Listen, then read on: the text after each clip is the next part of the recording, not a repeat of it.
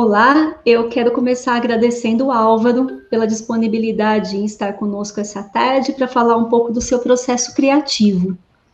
Essa entrevista compõe a documentação das obras do Álvaro, mapeadas pelo Observatório da Literatura Digital Brasileira, e ela será disponibilizada publicamente com finalidades de pesquisa e de divulgação da literatura digital brasileira, com a concordância do autor. Eu agradeço também a Renata, que está aqui conosco hoje, membro da equipe, e que vai conduzir comigo essa entrevista, essas questões, esse bate-papo. Álvaro, muito obrigada, reitero os agradecimentos, e queria começar pedindo para que você se apresentasse um pouco, falasse um pouco da sua trajetória, da sua carreira, das suas atividades. Fique à vontade.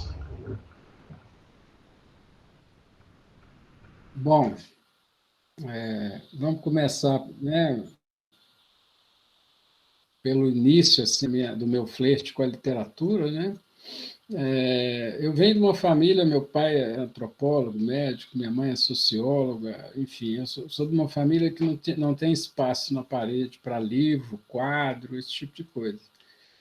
Então, sempre li muito, sempre tive esse contato bem precoce, né, com a literatura, mas eu resolvi ser médico e fiz o curso de medicina, mas já no final do curso, logo que eu me formei, veio essa dúvida assim, em relação a essa minha ligação com a arte e tudo mais. Eu resolvi, então, parar com a medicina, me dar um tempo para ver se eu, de fato, ia conseguir fazer alguma coisa assim que prestasse, ou que ficasse legal. E aí entrei nesse ramo aí, e uma coisa foi puxando a outra aí ao longo de décadas, né? Então, eu começo essa minha trajetória mais ou menos na década de 80. E eu estava nesse momento, até por influência do próprio curso de medicina, eu tive muito contato assim com narrativas, com histórias, aquela coisa assim bem rosiana mesmo, né? A gente conhece as pessoas como se fosse um padre, né? A alma humana bem de perto assim. E eu resolvi escrever um livro. E aí essa época coincidiu com o surgimento do PC. Então, o primeiro PC, o PC XT, eu adquiri um portátil, que na verdade era uma mala de 10 quilos, né, para começar a organizar os meus originais e escrever. Né? E já partindo dessa ideia de que o computador como ferramenta ia ser maravilhoso para o escritor, porque todo esse trabalho de edição, reescrita, correção, né, montagem do texto. E aí comprei esse computador e fui começando a ter curiosidade, a olhar, a procurar, começar a usar outros programas, né? E nessa época eu começo a publicar os meus primeiros livros de poesia junto com outros autores, o Roberto Barros, o Delfim Afonso e o Mário Flecha. A gente criou o que a gente chamou de uma oficina literária informatizada. Então, tinha aqui o ex-médico, o Mário era analista de sistemas, trabalhava com software e era poeta também, o Roberto era jornalista, editor de texto e poeta, e o Delfim era professor, acho que ainda é, de semiologia, né, na comunicação da Federal. Então, nós juntamos, falamos, vamos ver o que esse computador pode fazer por nós. E desenvolvemos a minha estreia assim, na vida literária. A gente desenvolveu um monte de projetos nessa época, aí, início da década de 80, explorando o computador. Então, a gente publicou livros próprios, onde uns editavam e corrigiam as obras uns dos outros. Depois, a gente trabalhou na editoração eletrônica, lembrando que isso não existia na época. Né? Fizemos jornal, pôster para ônibus, fizemos experiências com rádio FM. A gente tinha uma ideia de que a gente precisava ampliar o público da poesia. Né? A gente sabe que a gente, no papel, vende pouquíssimo, tem pouca gente que tem acesso e chega, então a gente começou a fazer essas experimentações. E aí uma vertente que foi muito interessante, de certa forma bem pioneira, foi a videopoesia. Né? A gente começa a fazer em Minas coetaneamente aí com os Campos, com o Wilton Azevedo, Filadélfio Menezes, é mais ou menos nessa época, né? Logo depois vem aquele trabalho maravilhoso do Arnaldo Antunes, né? Ainda em vídeo, na fita cassete, VHS, né? Mas a gente conseguiu, como usando um programa que seria uma espécie de PowerPoint do mundo da época, Presentation Manager, a gente começou, então, a animar poemas e conseguimos o patrocínio de uma empresa de projeção para conectar isso, o computador, ao videoprojetor. Na época, eram mundos separados, vamos dizer, o computador não conversava com o vídeo, nem a televisão, nem o cinema. O sinal era diferente, né? Aí a gente fez uma série de mostras aí, Belo Horizonte, São Paulo, Rio, Brasília. A gente andou bastante. Fizemos uma outra experiência interessante na área de prosa, a gente fez um pastiche de best-seller em conjunto, ou seja, fizemos um roteiro do livro, estudamos ele do ponto de vista semiótico, de linguagem disso, depois eu fiz uma primeira redação e a gente foi trabalhando aí em 10 edições consecutivas o livro, e chegamos a lançar.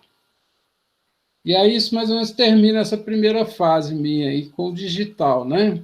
Então, nós estávamos ainda numa coisa bem precária, do surgimento dos softwares, eram 16 cores simultâneas, 320 pontos por 240 na tela, ninguém tinha computador, a gente era escorraçado nas palestras, que isso, computador é uma coisa fria, horrorosa, como é que vocês vão fazer poesia com um negócio tão matemático? Mas aí, a partir justamente dessa interação com o pessoal de vídeo que nos patrocinava, eu me tornei sócio dessa produtora. Chamava Versão Brasileira na época e depois se tornou a Ciclope, né? que a gente fez aí uma montanha de trabalhos assim, que pegavam um espectro desde computação gráfica, vídeo, animação, documentário, programas de TV. E a gente teve, nessa produtora, um departamento de multimídia. E eu era a pessoa que tocava essa parte. E aí a gente também, vamos dizer, eu posso dizer que nesse tempo eu surfei, então, em todas essas ondas aí do mundo digital. Então, vamos dizer, a gente começou a produzir CD-ROM, fizemos os primeiros CD-ROMs de Minas Gerais, a gente depois produziu DVD, a gente começou a produzir website, né? Projetos maiores, vídeo instalações. Né? E, paralelamente, eu sempre toquei a minha atividade literária. Na verdade, esse processo multimídia ele me tomou um pouco tempo para dedicação integral à escrita, né? Mas, de toda maneira, eu estava sempre trabalhando em áreas próximas e aprendendo, né? Porque desde a época da oficina, e eu acho que a gente está falando aqui de literatura digital, né? A gente tem que entender duas literaturas digitais, né? A digitalizada, ou seja, a literatura que chega de um outro meio e ela vai ser transmitida e mantida no digital, e a literatura que, de fato, vai pensar e tentar se fazer para esse meio, né? E essa foi sempre a minha viagem. Assim, eu acho que, enquanto eu continuei escrevendo textos, e às vezes a minha escrita demora muito, o Grão mesmo, que é um poema cosmogônico que eu publiquei, eu comecei a juntar semas e palavras para ele, fazer escritas e pensar nesse poema por 20 anos, por exemplo. Né? Então, enquanto isso, eu continuei criando, sempre que dava, a gente enfiava, fazia essa troca, né? Vamos dizer, uma tecnologia que eu desenvolvi para um outro trabalho, eu usava na literatura, e aí esse é o período onde a gente chega no sítio de imaginação, né? Onde eu publiquei todos os meus eu criei um ambiente, vamos dizer, interativo, uma espécie, né, de um ágora, onde você entra e vai passando de um poema para outro, vendo as coisas, e isso mistura com imagem, vídeo, etc. E é quando também a gente desenvolve um software livre de publicação digital que se chama Managana. A gente usou uma ferramenta livre derivada do Flash e fizemos o programa dos nossos sonhos. Ou seja, como é que a gente acha que devia ser uma publicação para o meio digital? Como é que a gente montaria os módulos? Né? A gente logo percebeu o óbvio, vamos dizer. O software é a publicação. Né? O software e todas as mídias, textos, vídeos e áudios que estão linkados, interagindo ali, isso é o que você publicou, né?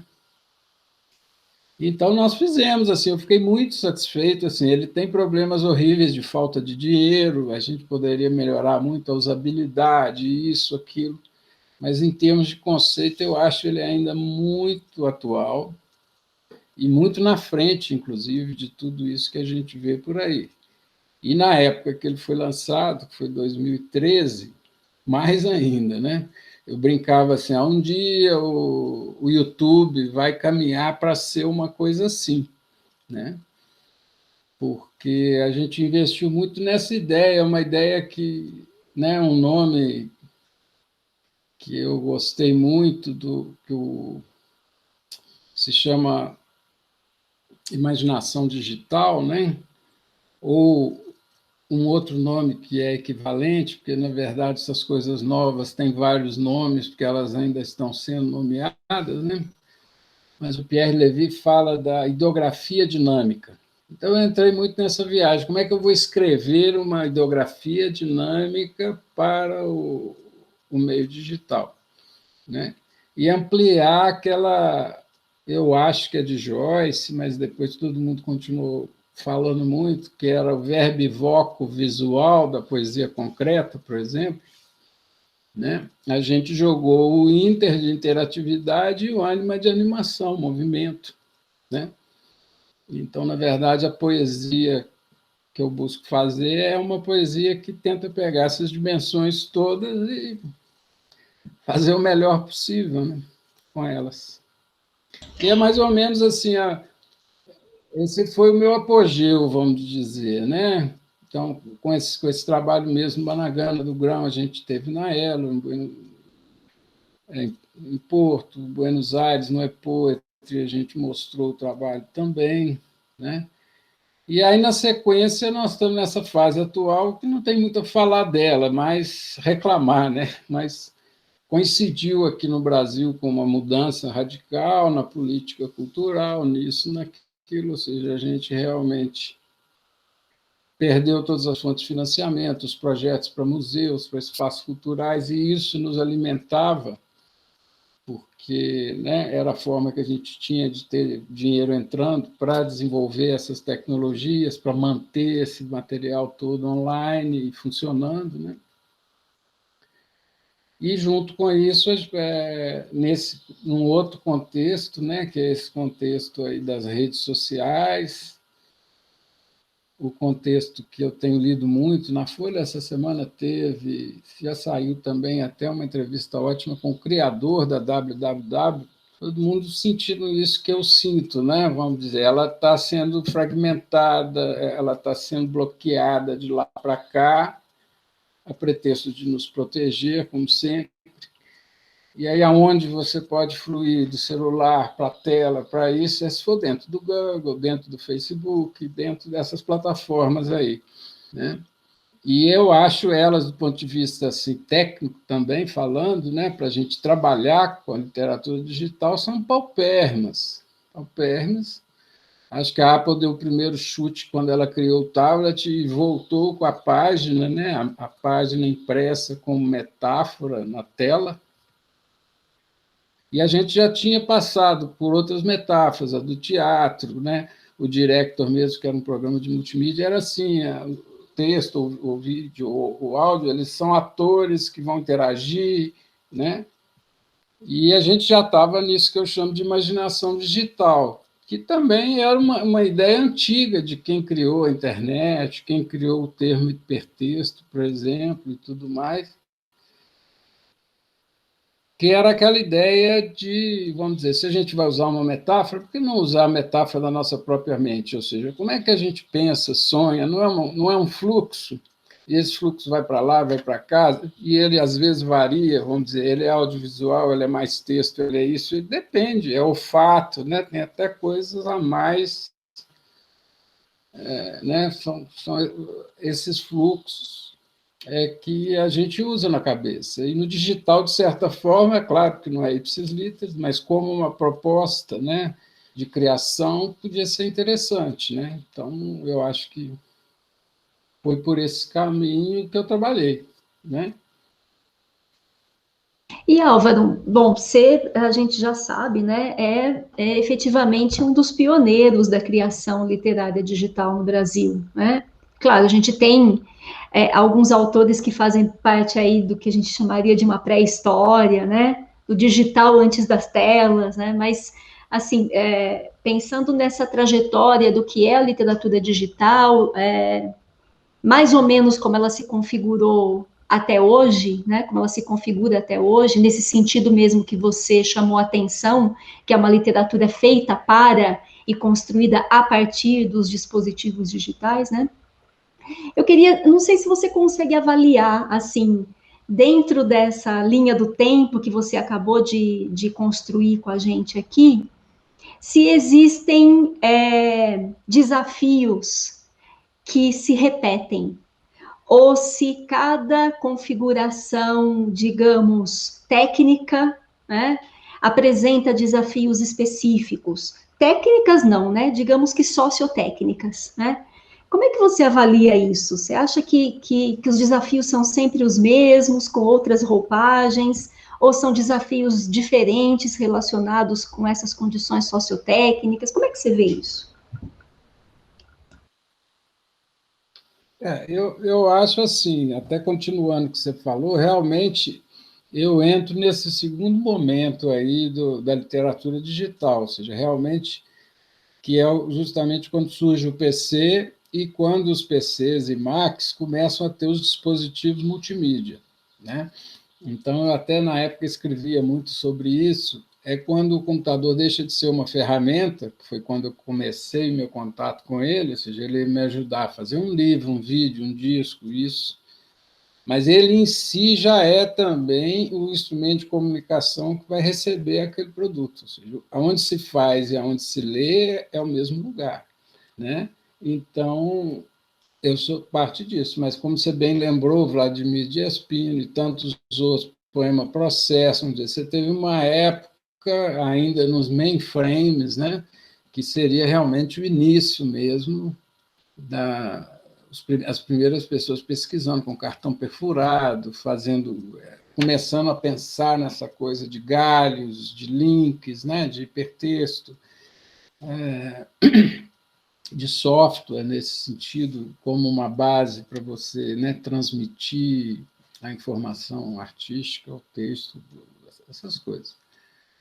Mas aí, voltando agora para a segunda parte, a questão dos desafios, é aquela história. Eu não acho que se repetem, não. Na verdade, cada desafio ele segue um certo processo diferente. Na verdade, eu acho que o digital ele tem uma evolução muito rápida enquanto meio, né? Vamos dizer, o papel está aí há quanto tempo, né?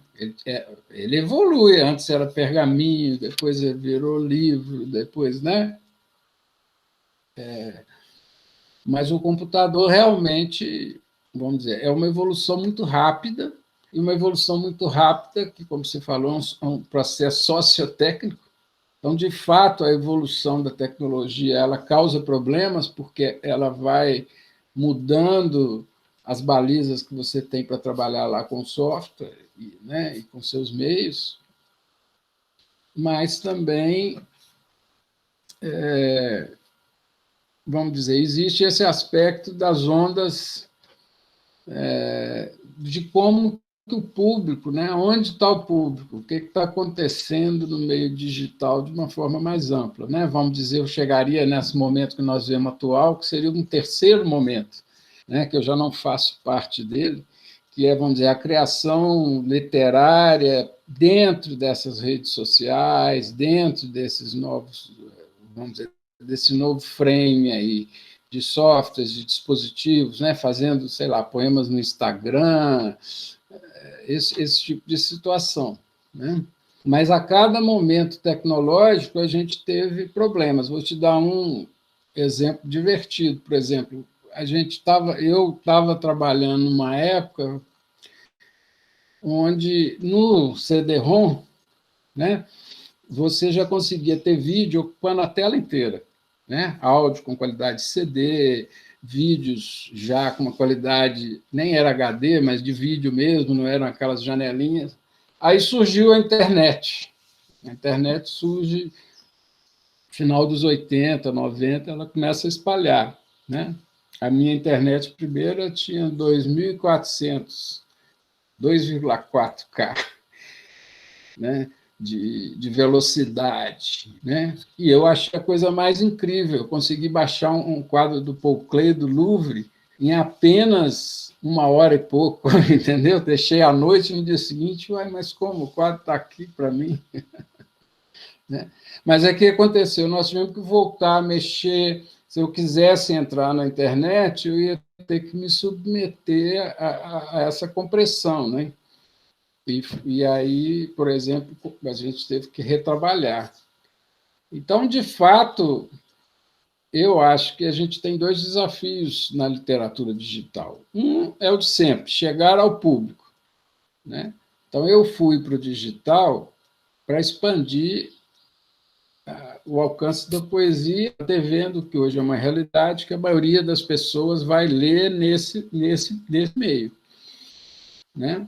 Então, esse é um movimento que eu fiz bem marcante, né, assim, na minha trajetória.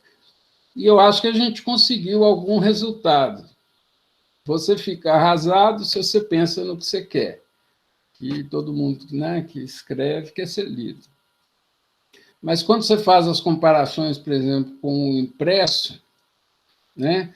Então, por exemplo, o Sítio de Imaginação chegou a ter aí uns 3.000 acessos por mês, 3.000 pessoas entrando lá, vendo aquele conteúdo, a gente publicava, vamos dizer, mensalmente, tinha um certo ritmo de atualização, e nenhum livro impresso meu teve isso, né? E outros sites que a gente teve bastante acesso e tudo mais. Mas é o que aconteceu posteriormente, eu acho que esse é o desafio atual, né? Vamos assim colocar.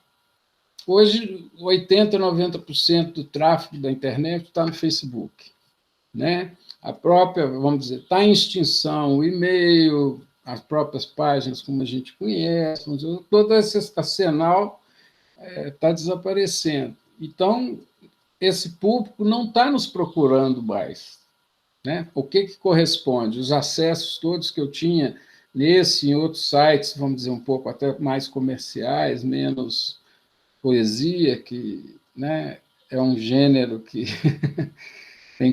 já tem um bom tempo que ele está fora de moda e ninguém quer saber disso, né? Nesse sentido assim de uma grande circulação, né? Mas essas limitações vão ocorrendo. Por isso é que eu penso muito e luto com isso, mas é difícil, né? Mas realmente a questão da manutenção das obras literárias digitais é um problema seríssimo, né? Nós chegamos até a conversar, você mesmo me falou, eu estava falando assim do meu holocausto com o bloqueio do Flash, que é, por exemplo, uma outra interrupção tem a ver numa guerra entre esses gigantes na internet, né? Mas você mesmo me falou, salvo engano, enfim, era um número elevadíssimo de obras que você, inclusive, está pesquisando aí, que, de repente, ninguém vai poder ver, né? E não se passaram nem 10, 20 anos, né? Nesse sentido, é um problema, sim. Mas você vê que foram casos diferentes, vamos dizer, a chegada da internet, depois essa questão da mudança, as pessoas saindo da internet, indo para a rede social e para o dispositivo móvel, né? Cada hora é uma coisa diferente. Mas eu acho que a gente pode dizer assim, que é idiopático é a velocidade. Realmente, tudo no digital, né, ocorre muito mais rápido. E Álvaro, puxando o assunto da questão da preservação, né? Você já mencionou dessa dificuldade de poder manter esses objetos, essas obras acessíveis, né? Para a posteridade e para o presente. E é muito. Eu queria que você comentasse um pouco sobre isso, né? De como é que você vê a questão da preservação, porque me parece que o seu caso é um caso muito feliz da produção e da preservação da literatura digital no Brasil, porque você, com essa alteração que você fez no sítio recentemente, justamente por causa do problema com o Flash, você tem uma preocupação com a documentação dessas obras que a gente não vê em mais nenhum outro autor da literatura digital brasileira, né? Então, antes de mais nada, eu e minha equipe gostaríamos de te agradecer por isso, porque isso realmente, nossa, é meio caminho andado para muitas das coisas que nós temos que fazer em relação à documentação dessas obras. Mas eu queria que você falasse um pouco sobre isso, se desde sempre, se desde quando a sua internet tinha não sei quantos K e demorava uma hora para baixar um quadro, você já tinha essa preocupação, você já vislumbrava esse tipo de problema que nós teríamos, ou isso tem aparecido de maneira mais recente, assim, como é que você vê isso? Não, eu acho que sempre teve, né, no meu radar essa preocupação realmente com a manutenção, né, e a adequação da obra àquele momento, vamos dizer, técnico, social, presente, né? Principalmente, como a gente falou, se você está num meio que muda demais, né? Então, eu realmente sempre tive esse tipo de preocupação. E concordo com você, infelizmente, por exemplo, tem várias obras que eu participei, fantásticas, né? Inclusive com Alckmin, mas é aquela história, nós fizemos ano próximo assim, com isso, com aquilo, papapá, e muito também do que foi produzido de qualidade né, na literatura digital, trabalho muito no campo do experimento, né? Vamos coisas sendo feitas pela primeira vez, assim, vamos assim dizer, e aí, muitas vezes, a gente, depois que terminou aquilo, conseguiu o resultado, ficou legal, mostrou para um certo número de pessoas e larga para lá, e aquilo vai morrer. Morreu, né? Quantas eu te cito várias obras aí que eu participei e tudo mais. A gente não consegue ver. Mas eu sempre tive essa preocupação. Eu tinha uma letra muito ruim, que talvez me encaminhou para a medicina, mas na 7ª série eu fazia caderno de caligrafia. E eu tive o meu melhor professor de português na vida, que chegou para mim e falou assim, se eu não conseguir ler a sua redação, não adianta. Então, você vai fazer o caderno de caligrafia e eu vou te dar a nota assim. Aí ele passou a ler as minhas redações. Eu queria emendar nessa pergunta, acho que nessa chave de ser um artista que tem total consciência do processo, não só de produção, como desse percurso histórico e aí dessa questão da preservação. Queria saber se você vê essas ações todas como um reflexo do seu conhecimento tecnológico, porque às vezes muitos artistas eles produzem e não têm uma ideia da duração, da até onde aquele programa vai. E aí queria saber um pouco disso. E teve uma questão que me deixou um pouco intrigada, que foi a questão das redes. E aí eu queria saber como você vê esse impacto das redes sociais na produção de literatura digital no momento presente, e em algum momento você disse que não faz parte dela. Eu queria entender um pouquinho mais por quê, que eu fiquei curiosa. Tá, vamos começar pelas redes. Na verdade, a história das redes é como estou te falando, realmente pelo meu rastreamento mesmo, né, de conhecer o meio para ver como é que o meu software vai andar lá, como que eu posso criar e fazer, né?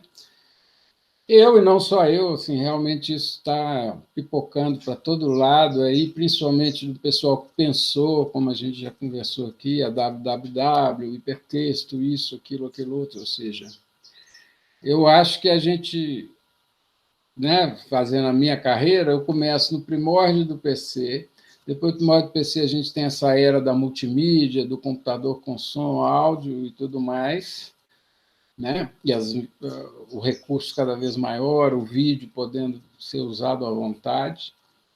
E aí, de repente, a gente está agora nessa fase atual, onde a gente tem a predominância das redes. Então, qualquer sociais. Então, o primeiro ponto começa por aí, vamos dizer. Tem inúmeras pesquisas que já mostram, vamos dizer, aquela história, quantas horas por dia você fica na frente de... Então, cada vez mais, as pessoas estão na frente do YouTube, né, do Netflix, do Facebook, do Instagram, disso, daquilo outro. E elas ficam diante de um meio que é extremamente engessado. Não só pela questão da segurança, então você não pode fazer nada, mas, na verdade, o que você pode fazer ali é um post básico. Você consegue simplesmente pôr sequências de fotos, vídeos, textos, papapá, numa linha. Isso é o que te permitem fazer, né? Então, vamos dizer, eu já estava lá na frente, ou seja, como é que eu vou voltar para entrar dentro, por exemplo, dessa grade, né? E, ao mesmo tempo, com isso, as pessoas foram perdendo a curiosidade. Isso também já é muito estudado, vamos dizer, ninguém mais procura sites diferentes, né, blogs interessantes, vamos dizer, as pessoas estão navegando muito menos aonde eu publicava, ou pelo menos tinha as referências aos meus trabalhos de literatura digital, que era a internet, né? Então, por exemplo, eu sou uma pessoa, um blogueiro convicto. Acho que o blog, por exemplo, é um fenômeno interessante. Ou seja, quase todo mundo usa o WordPress, é um software livre, que você faz desde uma página pessoal até uma revista, um jornal, né? É uma ferramenta extremamente poderosa, né? Tem pessoas que fazem parte do grupo, outras que não, mas você pode, né? As que não fazem parte têm acesso, né?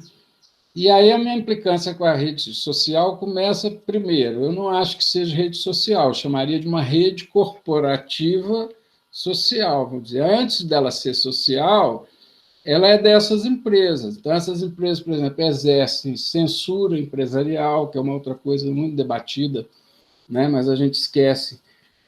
Censura já é um problema, quando o Estado vai dizer o que pode ou não pode. Mas e quando uma empresa resolve que, né, suponhamos, peitos não vão aparecer, né, seios, ou isso ou aquilo, ou seu conteúdo é isso ou aquilo, né?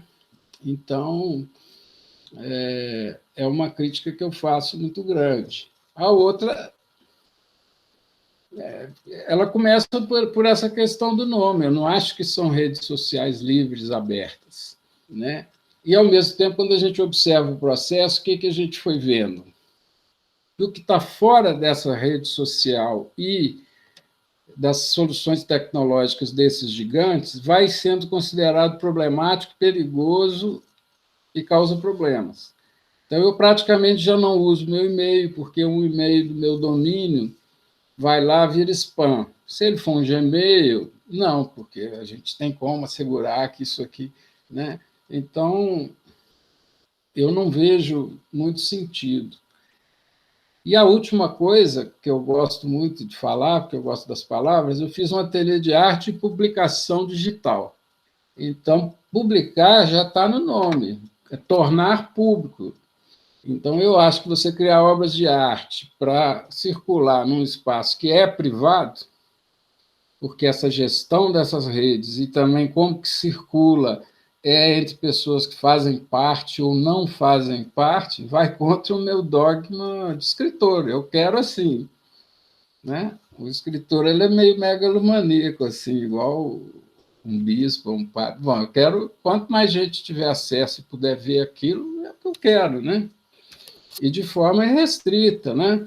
Aberta, é aquela história da obra aberta, né? Do Humberto Eco. Eu quero pôr ela e daí para frente as pessoas pegarem. Não quero ficar ali, né? Gerando publicidade, controlando as pessoas, vendo quem que passou para quem, né? Então, na verdade, quando começou essa era, eu estou meio outsider, né? E tem até um caso engraçado para contar. Eu tenho um caso engraçado com o Google e um outro com o Facebook. O do Google, vou resumir, porque ele é longo também, mas no final das contas eu tinha um site com um tráfego enorme, que eu pus a propaganda do Google e não consegui receber.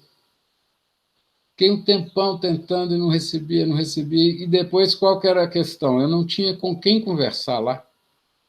Você não acha um ser humano, é tudo robô interagindo com você. E o Facebook foi mais divertido, porque foi recente, eu vim aqui para a roça da pandemia, e aí estou fazendo um queijo Minas artesanal. Resolvi criar, então, uma conta para o queijo. Eu não tenho conta no Facebook, fico de fora de montes literários e baladas e coisas que acontecem. Mas o queijo, não, isso aqui é uma coisa pequenininha, comercial, vamos pôr lá. Aí eu comecei a entrar com meus dados, e o robô do Facebook falou, não, você não é o Álvaro. Você tem que me mandar. Aí eles me pediram a minha carteira de motorista. Aí eu mandei a carteira de motorista. Mas ainda assim nós não achamos. Se você ainda assim achar, vai sei lá onde para tentar. Aí eu tentei de novo, mandei mais algum documento, ou seja, hoje eles têm até esses documentos lá. E eles falaram, não, você não é o Álvaro, você não vai ter acesso. Aí eu larguei para lá, né? Falei, o que eu posso fazer? É porque você não tinha conta pessoal. É tudo tão vinculado, né? Tudo tão dependente. É inacreditável. Porque eles querem a sua identidade. Eu li uma vez uma reportagem muito interessante sobre a disputa do Google, do Facebook, a Microsoft com esses e-mails, Gmail, Hotmail, WhatsApp, ou seja, no fundo, o que eles querem é a nossa identidade. O Facebook não te deixa criar fakes ou alias ou alguma coisa, né? Ou seja, todos esses sistemas estão cada vez mais nos individualizando, ao ponto de saberem que horas que a gente liga o computador, que horas a gente desliga, o que a gente digitou, né? O que a gente comprou, onde a gente foi, está tudo com eles lá. E parece mesmo um ambiente muito inóspito para a literatura, né? Essa é uma conversa, assim, bastante complexa, eu diria. Né? Eu acho que é assim, complexo. Eu acho assim, dentro de uma linha de, né, partindo de um pressuposto, alguém que fale assim, não, eu sei dessas limitações todas, mas é onde estão as pessoas, com isso eu ainda posso fazer alguma coisa para estimulá-las a ler, a escrever, a ter interesse pela literatura de uma forma mais ampla. Aí, beleza, eu acho que quem tiver afim, faz, né? Mas, para mim, ou seja, eu trabalhei muito nessa pesquisa e realmente muito fora, né? Tentando fazer uma coisa que realmente não tivesse dentro desse padrão aí da página, da questão da coisa estática, dessa separação entre o texto, o vídeo, a foto, né? Vamos dizer. Na imaginação não é assim, não tem uma caixinha quando você sonha, ou, né? Está se devaneando ou imaginando, não vem uma caixinha para cada mídia separada, né? Aquilo ocorre em fluxos, né? Então, esses meios, infelizmente, não têm, nem te dão esse tipo de recurso. Renata, tinha uma outra questão que você tinha colocado? Sim, não, eu acho que foi um pouco tudo respondido, que era essa relação de não estar nas redes, por ser um artista que conhece outras mídias, tem a oportunidade de produzir em meios livres, né? Já que a gente estava falando do sistema corporativo. Uma outra questão que eu queria colocar, que foge um pouquinho dessa, é sobre, você comentou algumas vezes sobre ser lido, né, que é o grande objetivo do autor e tudo mais. Eu queria que você comentasse um pouco sobre ter sido finalista do prêmio Jabuti com o poema de brinquedo, que é um objeto que no Observatório Somos Todos Fãs é muito legal. E se você pudesse comentar um pouco desse prêmio, como foi, e infelizmente foi uma categoria que saiu, ela foi eliminada depois, né? As categorias desse prêmio elas estão flutuantes há alguns anos já. Queria saber como você vê essa questão do Jabuti. Eu fiquei super honrado, super feliz, super satisfeito, né, de estar lá entre os finalistas, vamos dizer, isso dá uma visibilidade para a obra, dá uma visibilidade para a gente, para o trabalho da gente, etc. e tal. E é uma pena que tenha acabado essa categoria. E também no caso específico do ano onde eu competi, eu inclusive tive a oportunidade de ver alguns dos concorrentes e outros até que ganharam prêmios, né? Então, na verdade, no caso do Poema de Brinquedo, eu acho que o pessoal não leu integralmente a obra e ela estava muito fora da casinha para o pessoal entender o que estava sendo feito ali. Né? Porque, inclusive, quando a gente vê a premiação, teve algumas coisas que eram, assim, do ponto de vista da multimídia, ou disso, bastante mais rudimentares e até obras, vamos dizer, reescritas, nem originais nesse sentido, né?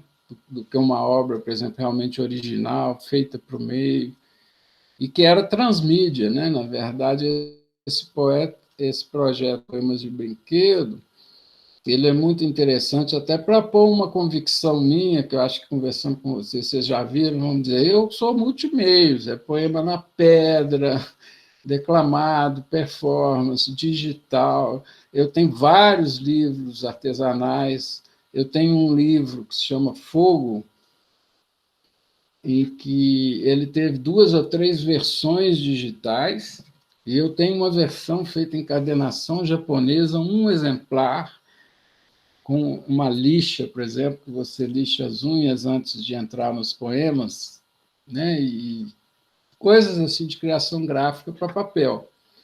Então, eu sempre defendi essa ideia de tentar entrar em todos os meios. O que eu acho que é importante é você, né, saber do que você dá conta, né? Quanto mais meios, mais habilidades. Então, ter paciência e desejo de trabalho conjunto.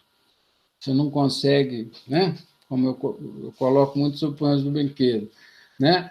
Aí vem o editor que tem que bolar a solução para o papel, tem outro que está pensando na animação para o vídeo, tem outro que vai fazer o som, o design do som, para a gente criar toda uma coisa de, por exemplo, né?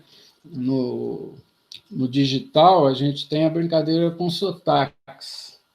Então é isso, não tem como fazer isso num livro impresso, né? Mas, por sua vez, o projeto do impresso foi muito legal, porque teve essa curiosidade na produção. A gente conseguiu um recurso da lei de incentivo para fazer o aplicativo. E depois resolvemos fazer o papel. E aí todo não, mas pô, com um aplicativo desse jeito, interativo, papapá, papel vai ficar não vai ter graça. Como é que nós vamos fazer? Né? E aí todo mundo trocou ideia, por exemplo, e surgiu essa ideia das cartas para declamar, jogar. Porque eu tenho de caso assim, de pais com crianças, professores, sabe, brincando, até com crianças que não sabem ler, elas identificam os ícones. E como já ouviram, elas saem inventando em cima, é um negócio muito bacana. Álvaro, eu queria que você falasse então, assim, um pouco. Desculpa, te interrompi. Você já tinha terminado? Não. Você está falando a gente estava falando do Poemas de Brinquedo, enfim, e dessa coisa do trabalho coletivo, né? Parece que é uma tendência, pelo menos nos mapeamentos que a gente fez das obras digitais brasileiras, dos principais autores que estão trabalhando nessa vertente da literatura brasileira, é muito comum essa questão, essa opção pela criação coletiva, né? Queria que você falasse um pouquinho sobre isso, né? Como é que é para você trabalhar coletivamente quando está criando uma obra literária digital? E se alguma coisa parecida com isso acontece quando você vai publicar os seus livros de poemas, as suas obras, digamos, individuais?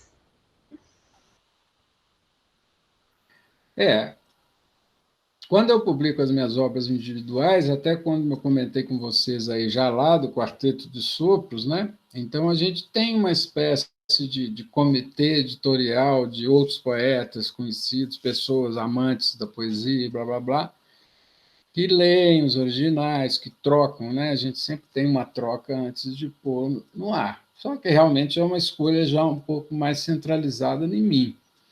Agora, quando você pensa, né, na literatura digital, né, para o digital, como eu penso, que é um pouco dessa literatura expandida, né? Eu gosto muito de um conceito que até o Ricardo Aleixo usa. Ele fez um evento que chamava ZIP, Zona de Invenção, Poesia e... Então, poesia e performance, poesia e vídeo, poesia... Então, na verdade, pela própria natureza da poesia, ela é um gênero literário muito rico em trocas, e isso até antes do digital, esses diálogos, né, com artes plásticas, com visualidade, com sonoridade, fazem parte, né? Então, na hora que você ganha um meio que você, de fato, pode pôr isso de uma forma integrada, funcionando junto, dentro de um fluxo que você programa e deixar as pessoas, né, passearem por esse espaço e participarem também, né, criando ou fazendo percursos, né, eu acho que esse é o meu goal, é o que eu gosto de fazer. Acho que a gente já pode ir, sim, caminhando para o final, mas eu não queria encerrar essa nossa conversa sem que você falasse um pouquinho do Managana. Você já falou um pouquinho dele no começo, né? Da nossa conversa hoje, mas eu queria entender um pouco melhor como é que foi essa onda de criar esse software, sabe? Como é que surgiu a ideia, como é que surgiu a parceria? Eu acho um caso tão incrível a criação desse software no Brasil, sabe? Que eu queria entender um pouquinho melhor como é que isso aconteceu mesmo, assim, os bastidores, sabe? Sim. Rejane, foi mais ou menos da seguinte maneira: à medida em que a gente foi trabalhando, e isso aí nós estamos falando, vamos dizer, final dos 80, 90, a gente tinha aí já uns 10, 15 anos de experiência fazendo projetos próprios e projetos nessa área para o museu, instituições culturais, outros projetos assim afim, a gente vai começando a ter o que a gente chama em software de bibliotecas, né? Então, uma biblioteca de software são módulos que você acaba desenvolvendo e que se tornam úteis para outros contextos ou outras situações, né? Eu fiz um negócio que permite o vídeo ir para lá e para cá se eu clicar. Então, isso aqui serve para qualquer outro vídeo em qualquer outra obra. Então, chegou num belo momento a gente fazia isso tudo programando em cima do Flash, né? Que realmente é o software mais fantástico que existiu até hoje, assim, para essa questão da multimídia, porque ele trabalhava com um conceito que eles chamam de nesting, né? Que é ninho. Então, uma coisa que a boneca russa pode entrar dentro da outra, sair, os modos podem conectar, sair, vamos dizer, uma coisa que te dá uma liberdade de trabalho enorme. A Adobe resolveu tornar abrir o código e uma série de outras empresas e pessoas então começaram a publicar softwares usando essa linguagem que se chama ActionScript, que é a linguagem do Flash. Aí nós falamos, então vamos pegar o ActionScript, a gente já tem as bibliotecas, vamos desenhar um software para a gente usar nos nossos próprios projetos. e para a gente usá-lo também em projetos que a gente faz para terceiros e, posteriormente, usar, né? Ele é livre, ele, né, pode ir sendo usado e distribuído. Então, a gente fez, né, pensou o software mesmo, do início ao fim, né? Mas, basicamente, ele tem, vamos escolher um lado, vamos começar criando, né? Então, vamos dizer, ele tem um módulo que é um editor. Esse editor funciona dentro do browser, na internet, e esse editor basicamente faz o quê? Ele sequencia, anima fluxos de mídia e permite você colocar links e trações entre eles, né? E a gente tentou fazer uma coisa que fosse mais acessível para o pessoal que já programava. Então, ele parece um pouco um editor de vídeo, de música, vamos dizer, ele tem uma timeline, e você vai pondo ali o que acontece.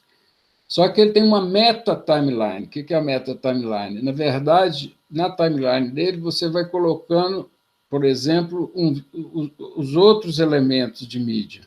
E cada elemento de mídia pode ter também a sua timeline, aquele efeito que eu falei do ninho, né? Então, o software permite você gerenciar aquela mídia que está em exibição ali, como se fosse, assim, a metáfora que eu uso muito é de um jardim, né? Uma obra feita no Managana, ou essas que eu tento, vamos dizer, o que é um jardim? Você tem aqueles elementos todos, as flores, os canteiros, então você vai plantando. Só que cada elemento tem sua vida própria, ele cresce, morre, tem hora que acontece isso, passa um cachorro em cima, amassa, alguém arranca um pedaço, alguém entra, traz uma muda para você, né? Então, vamos dizer, essa obra digital, literária, eu penso que ela é mais ou menos assim. Então, o Managana te dá a possibilidade de você criar isso e pôr no ar. Aí ele era um software multiplataforma. O que você criou rodava em browser, rodava em PC, rodava em Apple, rodava no iPhone, rodava no tablet, enfim, rodava localmente, se você quisesse, você baixava o conteúdo, né?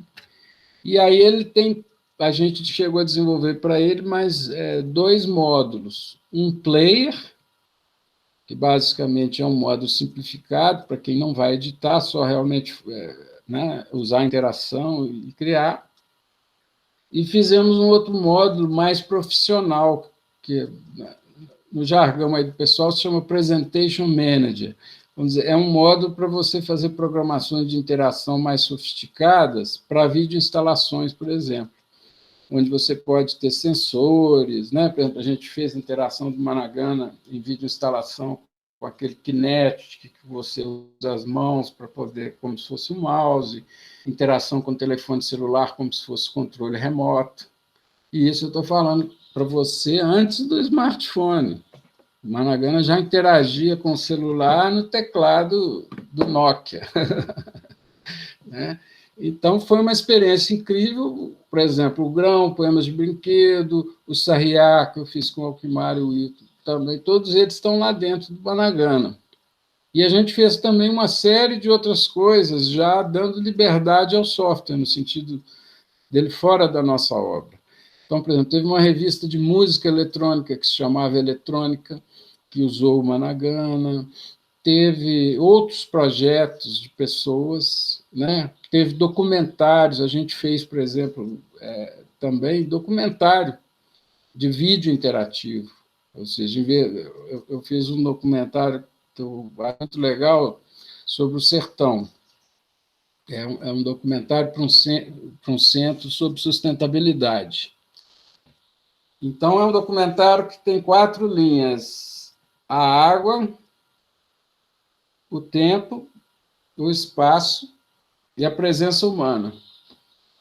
E aí o vídeo vai passando, seguindo uma linha, e toda vez que uma linha dessas cruza com a outra, tem essa vereda, na beira dessa vereda mora um índio, então tem a tribo de índio, você vai conhecer, vai conversar com o cacique desse. Então eu criei a navegação, por exemplo, desse documentário, entrecruzando esses 4 fluxos, né? De modo que você podia fazer um percurso ali dentro a água ia passar por tudo, as pessoas iam passar por tudo, né? O tempo também. Então, ele cumpriu esse papel. A gente usou ele muito em vídeo instalação, praticamente todas que a gente fez. Uns 3 ou 4 casos de usos externos, né? Ele não prosperou muito nessa parte de usos externos. A gente precisava melhorar muito a questão da usabilidade, facilitar as ferramentas de edição. A pobreza faz coisas. Então, como a gente tinha pouco dinheiro, nós fizemos uma interface top, fácil e perfeita para o usuário.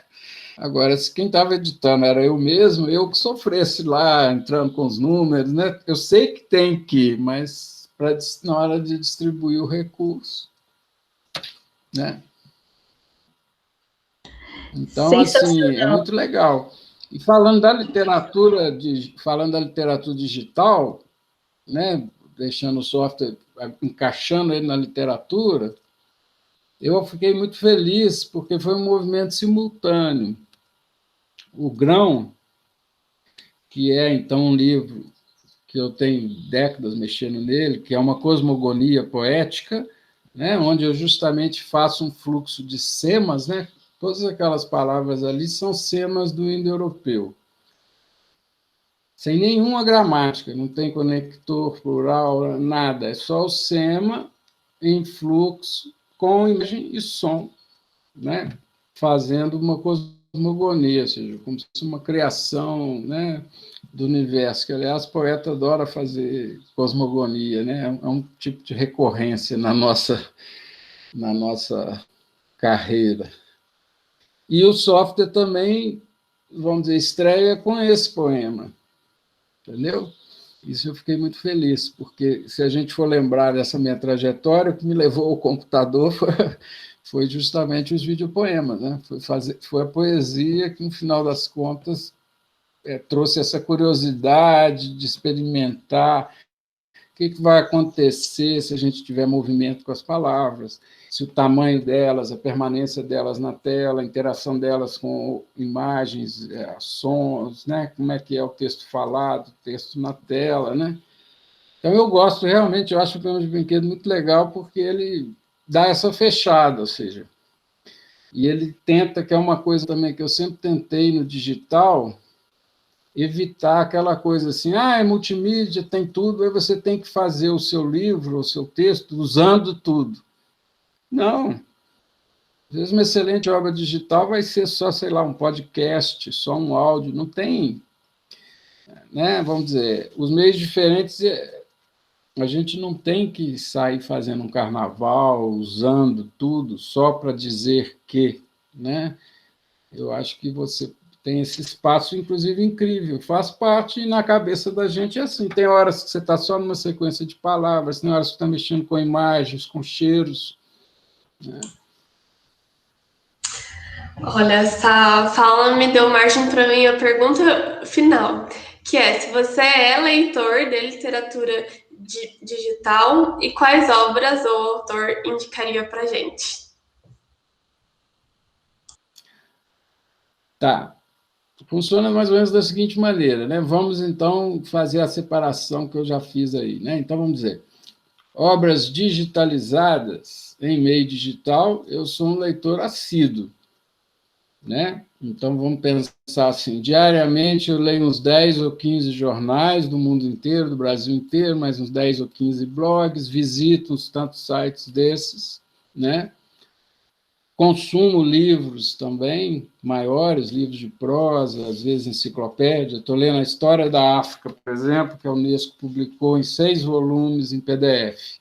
É a minha leitura de aeroporto. Toda vez que eu estou no aeroporto, na sala de espera, ou qualquer coisa, eu estou caminhando lá nos séculos, né? Então, sou um leitor, uso muito, né? Fugir do Kindle, disso, daquilo, não tenho muito problema com isso, mas é aquela história, né? Eu nunca senti necessidade de... Né? Eu tenho ainda acesso aos livros em papel, no caso, quando é só texto, assim, né? Eu gosto do papel, não me importo. Então, na verdade, eu só leio mais digital quando realmente eu não tenho acesso ao papel.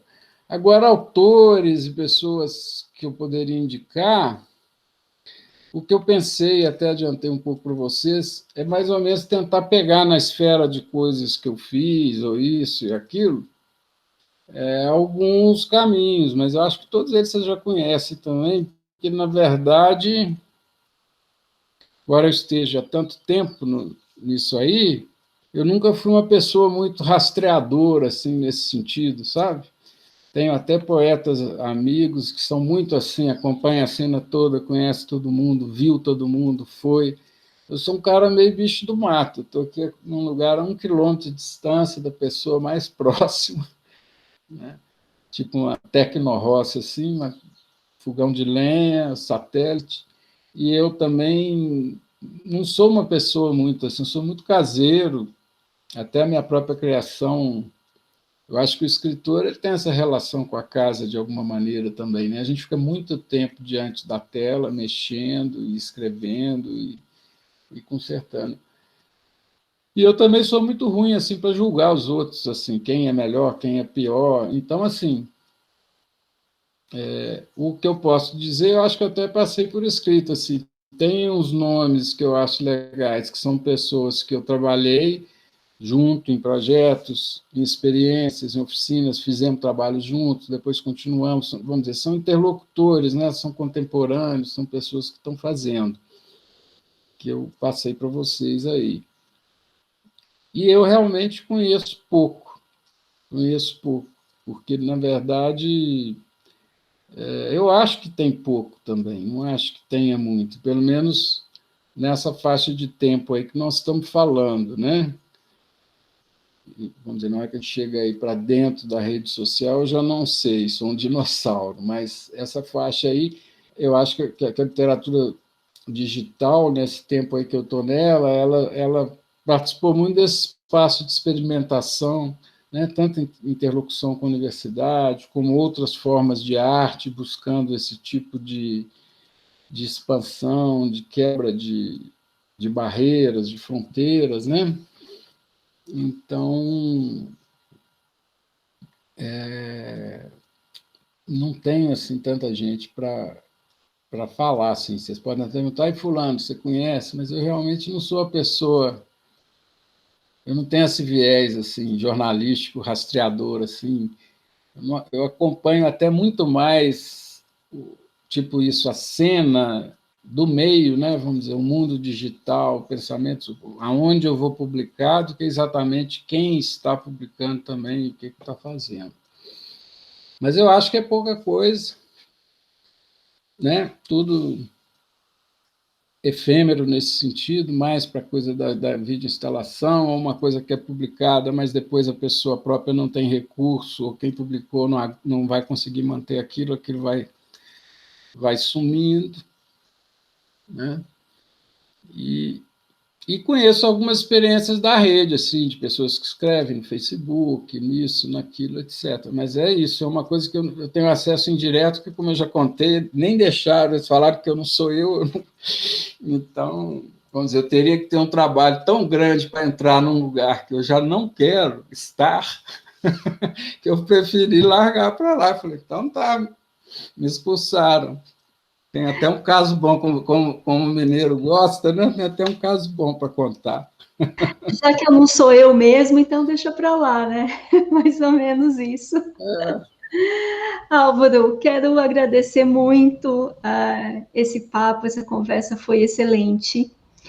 E esperamos, eu e a equipe toda do projeto, que a gente possa se encontrar em outras ocasiões, quem sabe pessoalmente, né? Muito obrigada. Eu acho que mais dia, menos dia, nós vamos encontrar pessoalmente, sem sombra de dúvida. Eu é que agradeço. Aliás, quando você mandou o material do seu projeto, e depois, através de outras ramificações, aí via o negócio do Lit-Lat, né? Eu achei assim maravilhoso, muito interessante. Porque é isso, para muitas obras e pessoas, etc., esse provavelmente pode vir a ser até um registro que vai sobreviver a essa questão do tempo. Eu gosto muito disso. Como eu te falei, minhas obras, as coisas que eu faço demoram muito. E eu sempre gostei de astronomia, geologia, né? Eu sou uma espécie de antipessoa dessa instantaneidade que a gente vive, né? Porque a coisa da rede, o outro design que incomoda, e isso também já cansou de sair, de pessoas que saíram, por exemplo, do Facebook e tal, vamos dizer, aquilo tem um design para te viciar. Ou seja, aquilo tem um design para te manter preso ali de uma forma assim, até a desprezar a sua humanidade, né? Ou seja, te viciando mesmo, ganhando lá. E a pessoa, ao invés de estar lendo poesia, vendo um filme legal, né? Tá conversando com as pessoas que gostam sobre literatura, ou arte, ou política, economia, qualquer outra coisa, né? Eu acho que você gerou uma espécie, eu chamo isso de Alka-Seltzer, aquele monte de bolhas assim, né? Que fazem aquele ruído, o ruído viral, e a partir daí essas bolhas, na hora que estoura tudo, não sobra nada, né? Quando você vê, por exemplo, esse é um outro problema que a gente enfrenta, que eu comento muito, o viral, né? O que é o Big Brother, ou o que acontece no YouTube, vamos dizer. Há um modo de lidar com a informação, que transforma ela em mercadoria. Logo, quanto mais eu conseguir fazer ela passar, e quanto mais rápido aquilo ocorrer, vamos dizer, mais eu vou gerar dinheiro com essa circulação, né? Então, na arte, você vai vendo isso, vamos dizer, você pega um artista que está do nada ele, de repente, é catapultado, tem sei lá quantos milhões de acessos, seguidores, montanhas disso, mas o design do sistema é para que essa pessoa, daqui a 5 dias, suma dali, nunca mais seja vista, porque agora tem a outra, e as pessoas vão pôr melancia na cabeça, e vão tirando a roupa, e vão fazendo alguma loucura, né, para conseguir esse instante viral, né? E a minha relação com a literatura, assim, mais íntima, ela vem com essa coisa do tempo. Eu sou uma pessoa muito contemporânea, mas eu tenho uma conexão muito grande assim com autores de outras épocas. Isso é que me fascina na literatura. Eu, por exemplo, tive muita influência da literatura taoísta, da China. Depois você tem todos esses períodos aí de modernismos e de outros momentos, pessoas que escreveram alguma coisa há 300 anos atrás, né? Vamos pegar assim na poesia, assim, uma coisa meio óbvia. O Fernando Pessoa, que sequer chegou a ver os próprios textos publicados em vida. Ele está até aí hoje. Ele dialoga comigo, eu converso com ele, ele influencia a minha obra e eu devolvo. Então, a minha expectativa é que também, daqui a algum tempo, alguém pegue isso, e eu acho que esse é o fim da literatura, né? E nesse mundo do instantâneo, do Alka-Seltzer, do viral, vamos dizer, dessa superficialidade eterno presente, eu acho que o que sobra é uma espécie de nada. Como eu brincava com meus amigos lá no vídeo, né? Se você pega um vídeo, aí você vai acelerando o movimento, né? Diminuindo a distância nos cortes, aí você vai chegar no videoclipe. Se você acelerar mais ainda, você entra numa textura. Ou seja, é tão rápido que você já não... Você só pega o borrão da imagem. Na verdade, é bem isso que você falou, né? O tempo da literatura não é o tempo dos dispositivos, né? Dos dispositivos no sistema capitalista, né? Essa aceleração, ela é incompatível com o tempo, tanto da produção, quanto da fruição literária, quanto da legitimação do literário, enfim. É um outro tempo, a gente vai ter que lidar com isso daí, não sei como é que vai ser, não. Não é? Muito obrigada, Álvaro. Vou interromper a gravação, então, tá bom? Tá. E fico à disposição, muito obrigado. Qualquer coisa que vocês precisarem, Podemos conversar de novo, se precisar de mandar mais alguma coisa, alguma dúvida. Estou aí. E vamos ver se a gente encontra mesmo. Passando a pandemia, certamente vai ter algum evento, algum congresso, alguma coisa.